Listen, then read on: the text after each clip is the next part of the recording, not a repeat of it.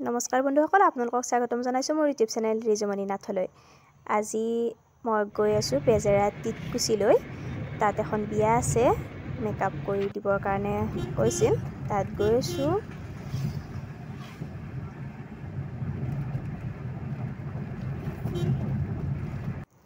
গৈ পাই আগে একাপ চাহ খাই ল'লোঁ। এয়া আমাৰ কইনা ৰুণু কুমাৰ।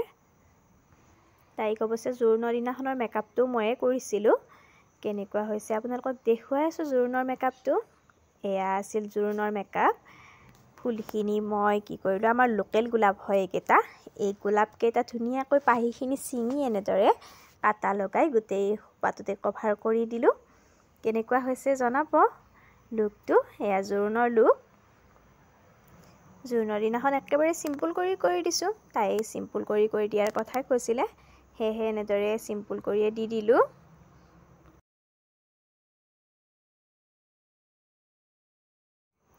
এয়া হৈছে আজিৰ লুক। আজি মানে বিয়াৰ দিনাখনৰ ফাইনেল লুকটো। এয়া চাওকচোন, এনেও বাৰু মৰম লগাই হয় কইনাজনী। আপোনালোকে চাই জনাব কেনেকুৱা কৰিছোঁ। আৰু যদি আপোনালোকৰ স্পেচিয়েল দিনটোৰ বাবে প্ৰয়োজন হয় তেনেহ'লে মোক কণ্টেক্ট কৰিব পাৰে। কণ্টেক্ট নাম্বাৰটো মই ডেছক্ৰিপশ্যনত দি দিছোঁ, মোক কণ্টেক্ট কৰিব। যিকোনো মেকআপৰ কাৰণে, পাৰ্টি মেকআপ হওক, ব্ৰাইডেল হওক, এনেকুৱা মেকআপৰ কাৰণে আপোনালোকে কণ্টেক্ট কৰিব পাৰে। মই নাম্বাৰটো দি দিছোঁ।